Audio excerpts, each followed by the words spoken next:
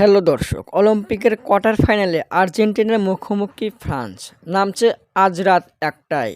দর্শক, জমবে খেলা, হবে হাড্ডাহাড্ডির লড়াই, কি হবে বিদায় কোয়ার্টার ফাইনাল থেকে। দর্শক, টানা ৪ ট্রফির চ্যাম্পিয়ন হতে মারিয়ে আর্জেন্টিনা। ধরে নেওয়া যাক অলিম্পিকের কোয়ার্টার ফাইনালে ফ্রান্স আর্জেন্টিনা এটাই ফাইনাল ম্যাচ। দর্শক, এবার অলিম্পিক ফুটবলে এই দুই দলই সেরা দল। দর্শক, শেষ হাসিটা হাসবে কে? এদিকে আর্জেন্টিনার তরুণ তারকাদের খেলা উপভোগ করতে গ্যালারিতে বসে থাকতে পারে মেসি, ডি মারিয়া সহ বড় বড় তারকারা।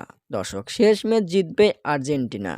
আর্জেন্টিনা এবার অলিম্পিকের শিরোপা জিতুক চাইছে সবাই। সমর্থকদের আর্জেন্টিনার প্রতি ভরসা আছে যে এবারও অলিম্পিকের কাপটা আর্জেন্টিনাই নিয়ে যাবে ঘরে। দর্শক, ফ্রান্সকে হারিয়ে দেখিয়ে দিতে চায় আর্জেন্টিনা।